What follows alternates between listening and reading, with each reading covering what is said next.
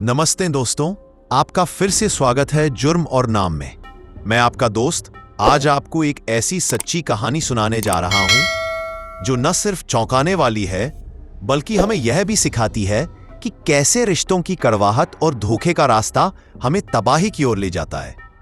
यह कहानी हमें बताती है कि अपराध के बाद मन की शांति कभी नहीं मिलती और सच हमेशा अपने पैरों पर चलकर बाहर आता है। तो चलिए शुरू करते हैं। कर्नाटक के एक छोटे से शहर से जहां शुरू हुई एक प्रेम कहानी एक भयानक अंत तक पहुंची। यह कहानी शुरू होती है साल 2005 में, जब कर्नाटक के गुलबर्गा जिले में रहने वाले इम्तियाज अहमद और लक्ष्मी दोनों ही सरकारी शिक्षक बनने का सपना देख रहे थे। वे एक दूसरे को नहीं जानते थे, लेकिन किस्मत ने उन्हें एक ही स्कूल में मिला दिया। इम्तियाज एक शांत, सीधा साधा और समझदार नौजवान था। वहीं लक्ष्मी भी पढ़ी लिखी और सुलझी हुई थी। धीरे धीरे उनकी मुलाकातें दोस्ती में बदली और ये दोस्ती 6 सालों के बाद प्यार में बदल गई। उन्होंने समाज और धर्म की परवाह न करते हुए एक दूसरे के साथ जीवन बिताने का फैसला किया। साल 2011 में उन्होंने कोर्ट में शादी कर ली। शुरुआत में उनके परिवारों को यह रिश्ता मंजूर नहीं था, लेकिन जब उन्होंने इम्तियाज और लक्ष्मी की समझदारी और एक दूसरे के प्रति उनके प्यार को देखा तो उन्होंने धीरे धीरे इस शादी को स्वीकार कर लिया। उनका जीवन खुशहाल था और 3 साल बाद उनके घर एक बेटे का जन्म हुआ, जिससे उनकी खुशियां पूरी हो गई। लेकिन नियति को कुछ और ही मंजूर था। साल 2014 में लक्ष्मी की मां भद्रावती में बहुत बीमार पड़ गई। एक अच्छी बेटी होने के नाते लक्ष्मी ने अपनी मां की सेवा करने का फैसला किया। उसने अपनी नौकरी का तबादला ट्रांसफर भद्रावती करवा लिया। इम्तियाज ने भी उसका साथ दिया और खुद भी तबादले के लिए आवेदन किया, लेकिन उसका आवेदन मंजूर नहीं हुआ। 2 साल तक लक्ष्मी अपनी मां के साथ भद्रावती में रही, जबकि इम्तियाज हर वीकेंड पर उनसे मिलने आता था।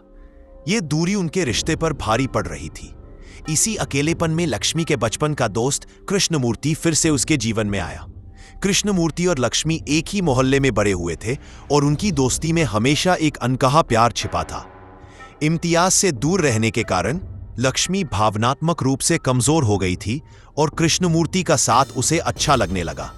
जल्द ही यह पुरानी दोस्ती एक नाजायज रिश्ते में बदल गई। साल 2016 में इम्तियाज का तबादला भी भद्रावती हो गया। वह अपनी पत्नी और बेटे के पास हमेशा के लिए वापस लौट रहा था। उसने सोचा था कि अब उनका परिवार फिर से एक हो जाएगा, लेकिन उसे यह नहीं पता था कि इन 2 सालों में सब कुछ बदल चुका था।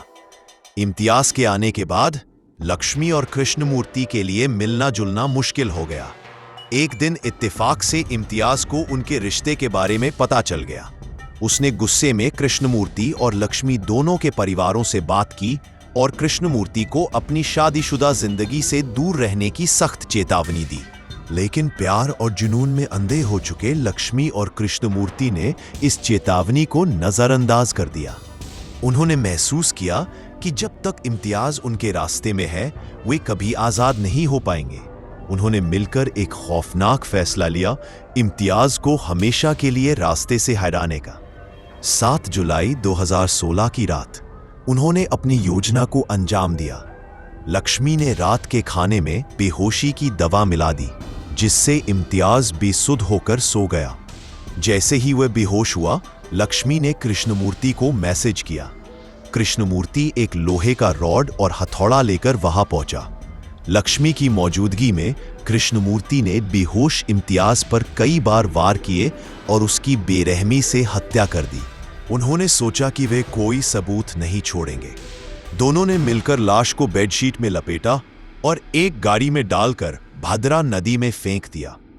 कृष्णमूर्ति और उसका चचेरा भाई वापस चले गए और लक्ष्मी अपने बेटे के साथ घर लौट आई। लेकिन अपराध के बाद लक्ष्मी को मन की शांति नहीं मिली। उसके मन में डर और अपराध बोध का जाल बुनने लगा। वह पूरी रात सो नहीं पाई। इसी बेचैनी में उसने एक ऐसा कदम उठाया जिसने उनकी पूरी साजिश का पर्दाफाश कर दिया। पुलिस के लिए यह मामला बहुत अजीब था। उनके पास न तो लाश थी न कोई गवाह, केवल एक भाभी का बयान था जो पति के खिलाफ था। लेकिन पुलिस ने आधुनिक तकनीक का सहारा लिया। उन्होंने सबसे पहले लक्ष्मी के फोन का कॉल डिटेल रिकॉर्ड CDR निकाला और उसकी व्हाट्सएप चैट और मैसेज खंगाले। यही उन्हें एक चौंकाने वाला सुराग मिला। 7 और 8 जुलाई की रात को लक्ष्मी और कृष्णमूर्ति के बीच लगातार हुई बातचीत। ये डिजिटल निशान उनके अपराध का सबसे बड़ा सबूत बन गए। पुलिस ने कृष्णमूर्ति को भी पकड़कर पूछताछ की। जब दोनों को आमने सामने बैठाया गया तो उनके पास झूठ बोलने का कोई रास्ता नहीं बचा। उन्होंने अपना गुनाह कबूल कर लिया और बताया कि उन्होंने लाश को भद्रा नदी में फेंक दिया है। पुलिस ने तुरंत नदी में सर्च ऑपरेशन शुरू किया और इम्तियाज की लाश बरामद कर ली गई। पोस्टमार्टम और फोरेंसिक रिपोर्ट ने भी हत्या की पुष्टि कर दी। ये कहानी हमें सिखाती है कि अपराध करने के बाद चाहे आप कितने भी चालाक क्यों न हो, मन की शांति कभी नहीं मिलती।